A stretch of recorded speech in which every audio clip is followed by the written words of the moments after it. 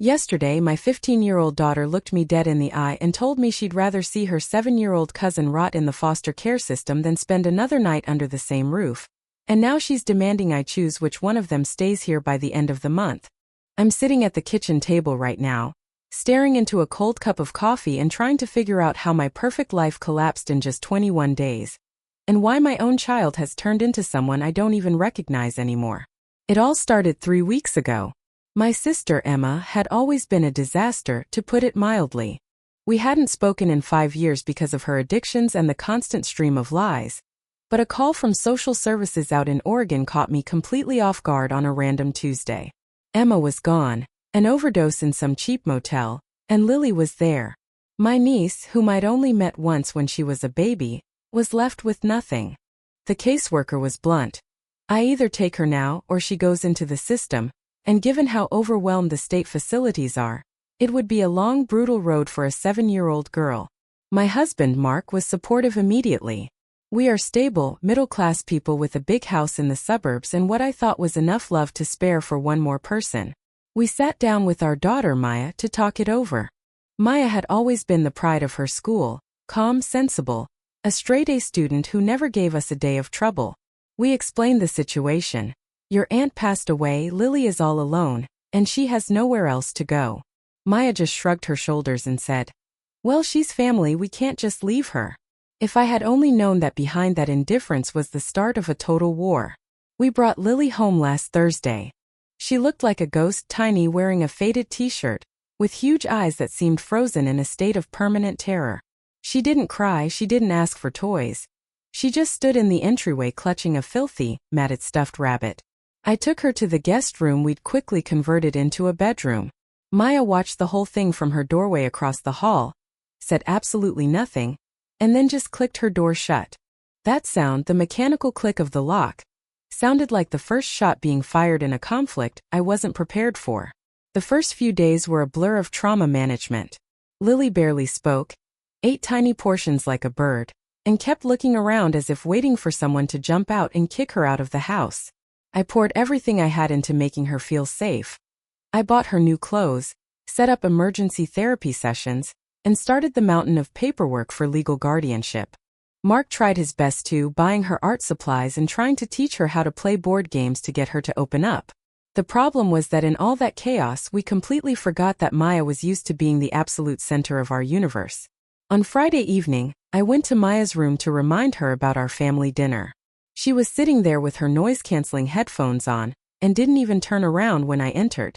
When I finally pulled them off her head, she glared at me with a look of such pure, cold hatred that it made my blood run cold. She told me that I hadn't asked her how art school was once in the last 3 days. She asked if I even noticed she had won first place in a regional competition, or if I was too busy scrubbing lice off the head of my new favorite child.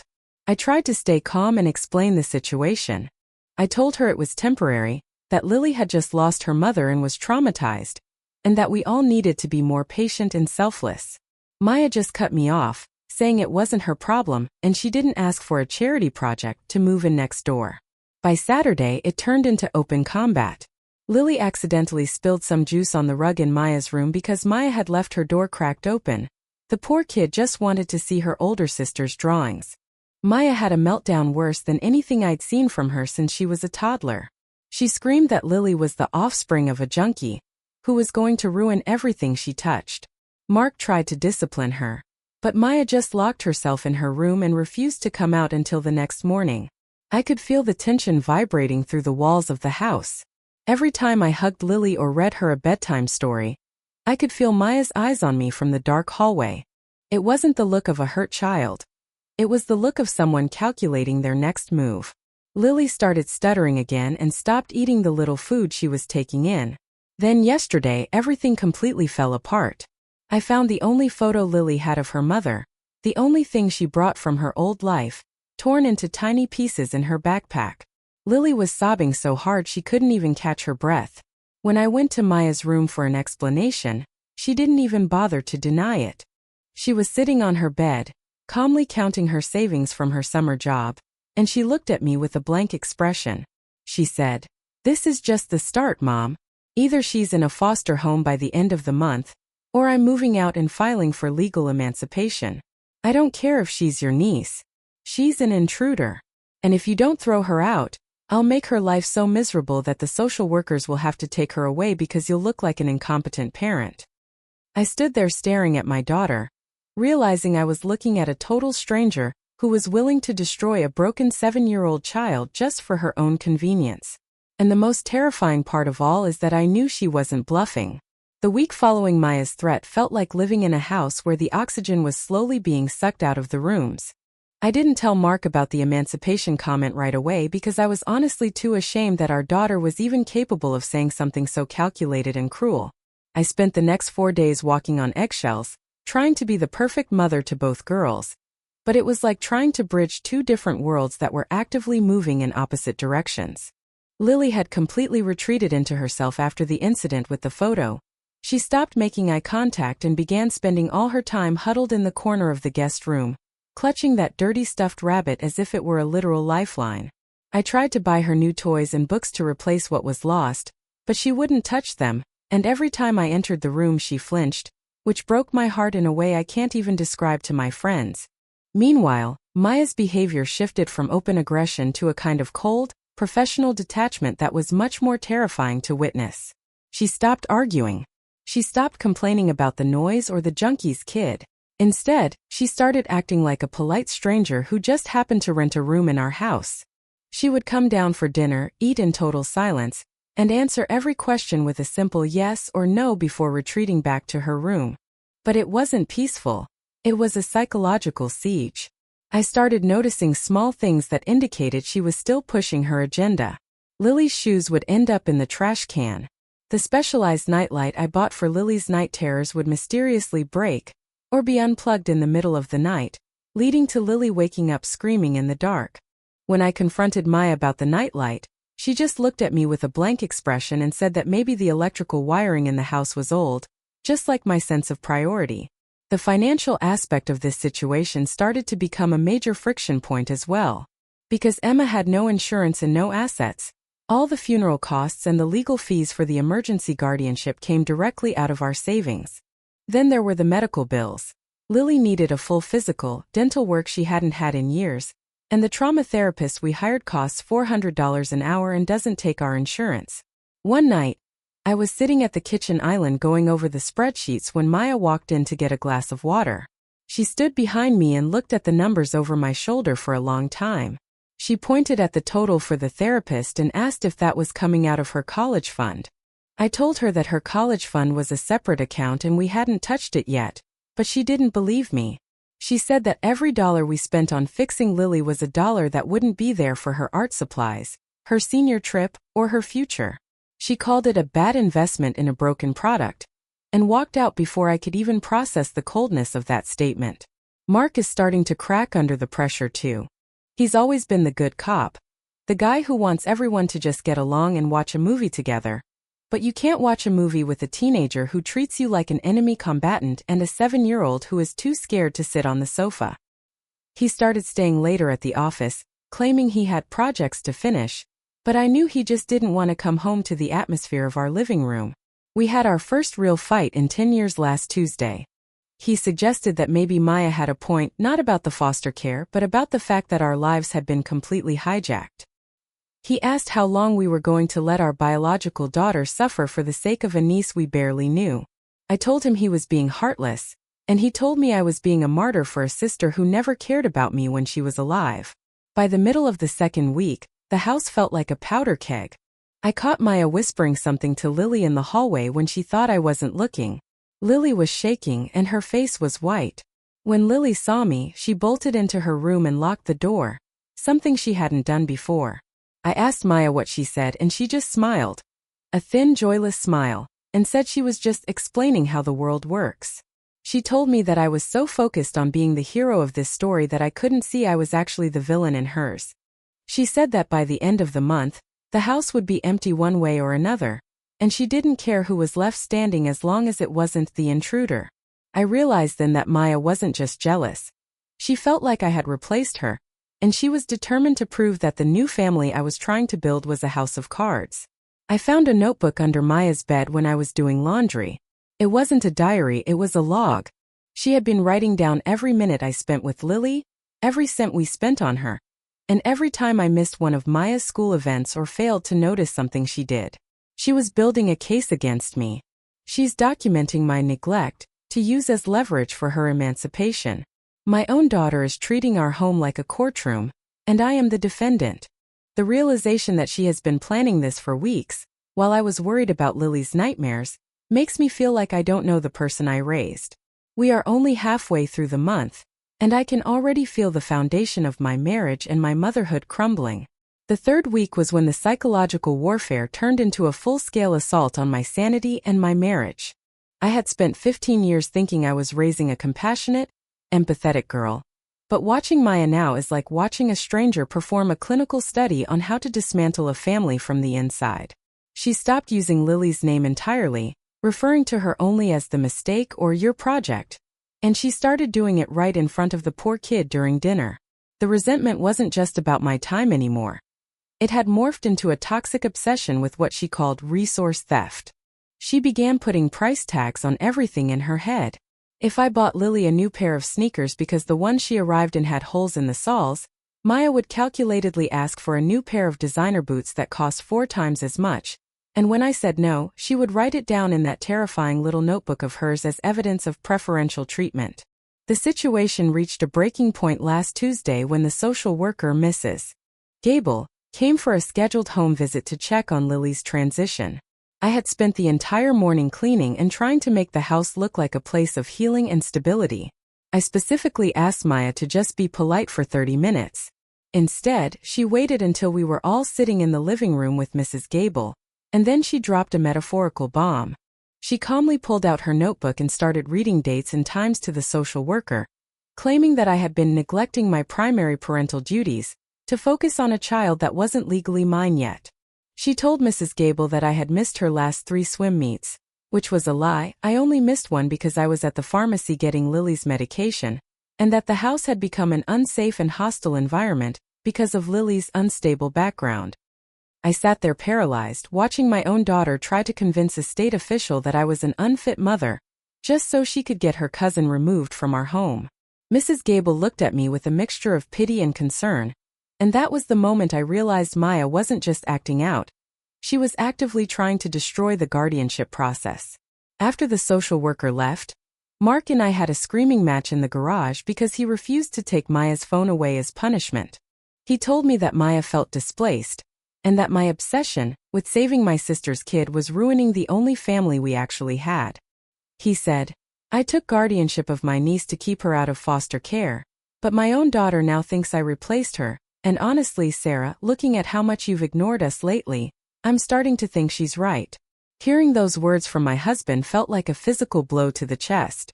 I realized that the replacement narrative wasn't just in Maya's head. It had infected Mark too. They had formed a silent alliance against the intruder and the mother who brought her here.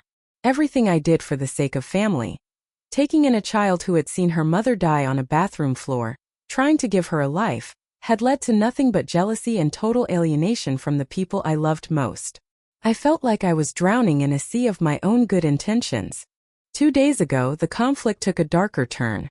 I found Lily's favorite drawing, a picture she had made of our new family, where she drew herself standing between me and Mark, shredded into tiny bits and stuffed into the garbage disposal. When the disposal jammed and I had to pull the pieces out, I saw Maya standing in the kitchen doorway, just watching me with that same blank, empty expression. She didn't say a word. She just walked over to the fridge, took out the milk, and poured herself a glass while I stood there with wet, shredded paper in my hands, crying for a child who wasn't even mine and for the daughter I felt like I had already lost. The tension in the house is now so thick that Lily has started hiding under her bed whenever she hears Maya's footsteps in the hallway. I've had to start locking the door to Lily's room from the outside when I go downstairs to do laundry because I don't trust what Maya might do or say when I'm not in the room. This isn't a home anymore. It's a prison where I am both the warden and the inmate.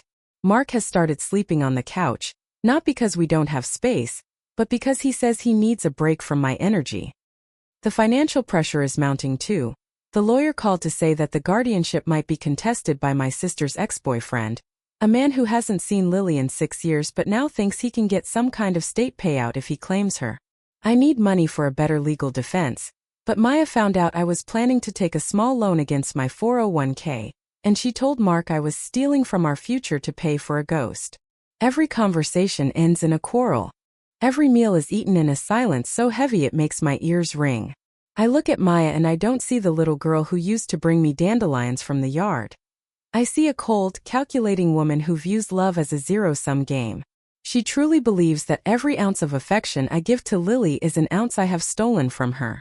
She told me yesterday that I replaced her with a broken version of my sister, and that she would never forgive me for making her a second-class citizen in her own house. We have 1 week left before the final hearing, and I feel like the walls are closing in. I am terrified that in my attempt to save one child, I have irrevocably destroyed the other, and there is no middle ground left to stand on. I found the recording on Maya's phone, but it wasn't a recording of me. It was a recording of my husband, Mark, making a deal with a stranger to sell out a 7-year-old girl just to get his quiet life back. And now I have exactly 4 days to decide if I'm going to save my marriage or save my niece from a man who sees her as a paycheck. I am sitting in the dark in the laundry room, the smell of bleach from Lily's ruined clothes still stinging my nose, and I realize that the people I share my bed and my DNA with have spent the last 3 weeks running a professional-grade psychological operation against a traumatized child and myself. The air in this house has become so heavy it feels like it might actually catch fire if someone strikes a match. I've spent the last few nights sleeping on a narrow, uncomfortable cot in Lily's room because she's terrified of the shadows in the hallway. I thought it was just her trauma manifesting as night terrors, but after what I found today, I know those shadows were just Maya. She has been purposefully pacing outside Lily's door, whispering through the vents, and tapping on the walls just to keep the poor kid in a state of constant low-level panic. It wasn't just teenage moodiness. It was a calculated effort to make Lily appear too unstable for our home. Everything came to a head this morning when I went to do the laundry. I found every single new outfit I had bought for Lily, nearly $400 worth of clothes, soaked in a bucket of concentrated bleach in the utility sink. They were completely white, the fabric literally disintegrating in my hands. When I showed them to Mark, he didn't look surprised or angry. He just sighed, looked at his watch, and told me that I was clearly cracking under the pressure, and must have forgotten I put them there. He had this tone of fake concern, the kind people use when they're trying to gaslight someone into a breakdown. Maya was sitting at the kitchen island, scrolling through her phone and eating a bowl of expensive organic granola, and she didn't even look up. She just said, "Maybe the house is trying to tell you something, Mom." I waited until Maya left for her private art lesson and Mark went to the gym. I knew Maya's iPad was synced to her phone, and she had left it on the charging station in the den. I'm not the kind of mother who snoops, or at least I wasn't until 3 weeks ago, but my gut was screaming that something was fundamentally wrong. I bypassed her passcode, it was her birthday, she hadn't even bothered to change it, and I opened her messages. I expected to find texts to her friends complaining about me. Instead, I found an email thread that made my blood turn to ice. It was between Maya, Mark, and a man named Gary. Gary is my late sister's ex-boyfriend, a guy who hasn't been in the picture for over 6 years and has a domestic violence record. Mark and Maya had been coaching him.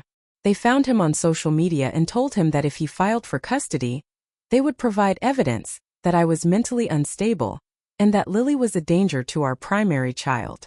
Mark had even Venmo'd Gary $1,500 for a legal consultation fee to get the paperwork started. But the worst part was the incident log. It was a shared document where they tracked every time they successfully provoked Lily or me. Entry from last Friday. Unplugged nightlight. Subject screamed for 2 hours. Sarah missed Maya's swim practice to comfort her. Documentation of neglect complete. Entry from yesterday. Bleached clothes. Will blame Sarah's exhaustion. Mark will suggest a voluntary transfer of custody to Gary at the hearing. I sat on the floor of the den, the iPad glowing in my hands, and I felt my entire reality shatter. My husband, the man I've shared a life with for nearly 2 decades, was funding a man he knew was dangerous just to get a 7-year-old out of his house. And my daughter. She wasn't just a jealous teenager. She was the architect of this. She viewed Lily as an intruder, and me as a traitor who had stolen her resources. In one of the emails to Gary, Maya wrote, My mom thinks she's a hero, but she's just a thief. She took my peace and my money to pay for a junkie's kid. We're going to make sure she loses both. Now I am faced with a moral dilemma that feels like a noose around my neck. The final hearing for permanent guardianship is in 4 days. If I confront Mark and Maya now, they will just delete the evidence and claim I'm having a psychotic break. If I bring this to the social worker, I will effectively be ending my marriage and potentially ruining Maya's future, as her involvement in this kind of conspiracy could have legal consequences. I would be choosing a niece I barely know over the daughter I raised. But if I stay silent, Lily will be handed over to Gary, a man who will likely neglect or abuse her until the state checks stop coming, and I will have to live the rest of my life in a house with 2 people who are capable of this kind of cold-blooded cruelty. I heard the garage door open. Mark is home. He just called out my name in that same concerned voice, asking if I've calmed down about the laundry yet. I'm looking at Lily, who is sitting on the stairs clutching her ruined stuffed rabbit, and I realize that the person I should be afraid of isn't the junkie's kid. It's the man walking through the front door and the girl coming home from art class. I have 96 hours to decide if I'm going to blow up my entire life to save one little girl, or if I'm going to become a silent accomplice in her destruction just to keep the appearance of a perfect family. The morning of the hearing was the quietest morning I have ever experienced in our home. We all got dressed in our best clothes like we were going to a wedding instead of a courtroom. Mark wore his blue suit, the one he wore to Maya's graduation. Maya wore a modest black dress and didn't put on any makeup, which I knew was a calculated move to look like a grieving, stressed-out daughter. Lily sat on the edge of her bed in a dress I had bought her 2 days ago, hidden in the trunk of my car so it wouldn't be bleached. She didn't ask where we were going. She just put her small hand in mine and didn't let go. I had the iPad and my phone in my purse, and my thumb was hovering over the play button on a new recording I had made the night before when I finally confronted them in the kitchen after Lily went to sleep. The courtroom was small and smelled like old paper and floor wax.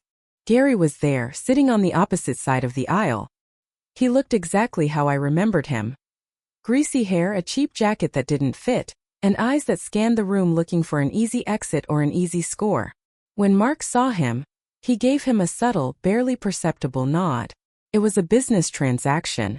Maya sat next to Mark, her back perfectly straight, looking every bit the victim of a mother who had abandoned her for a stranger. The social worker, Mrs. Gable, looked exhausted.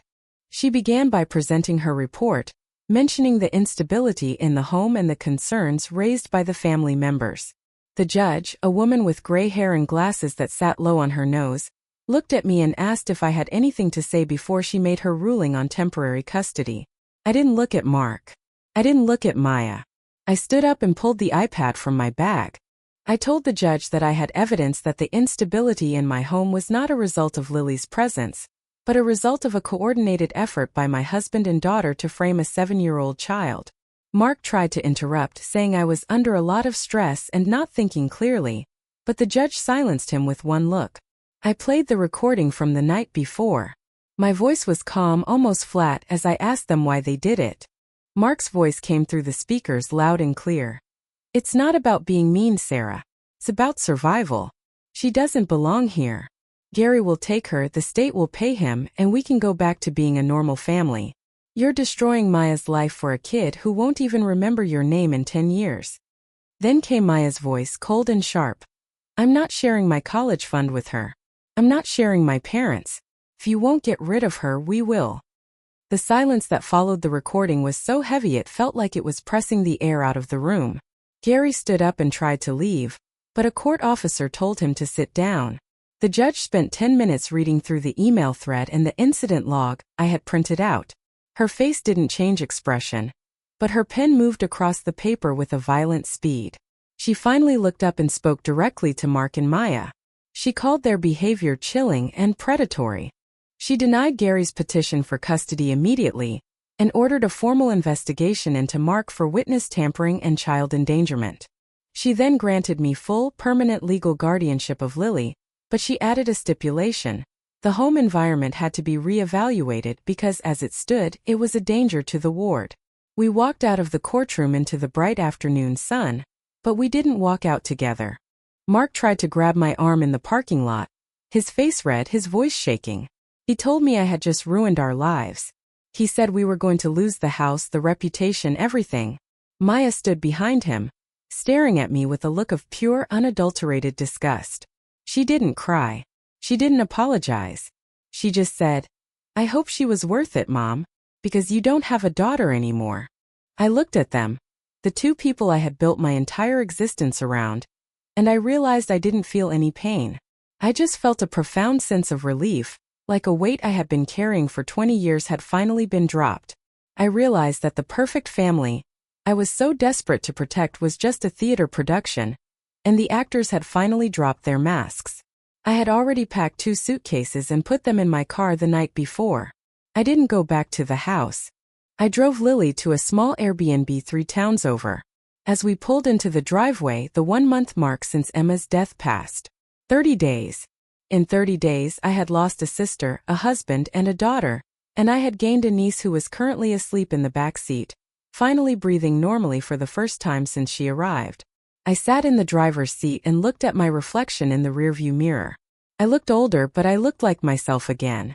I had spent my life thinking that family was a debt you had to pay, a series of sacrifices you made to keep people happy even when they were hurting you. I was wrong. Family isn't a bloodline or a shared bank account. It's the choice to protect the most vulnerable person in the room, even if that person is a stranger to you. I don't know what happens next. Mark is calling me every hour, alternating between begging for forgiveness and threatening to sue me for everything I own. Maya has blocked my number and posted a long, distorted version of the story on her social media, casting herself as the abandoned child. My bank account is dwindling, and I have to find a new place to live and a new school for Lily. But as I walked into the small rental house and watched Lily pick up a book and sit on the floor without checking the shadows behind her, I knew I had made the only choice I could live with. Sometimes you have to burn your whole world down just to make sure one small light doesn't go out. The month is over and the war is finished.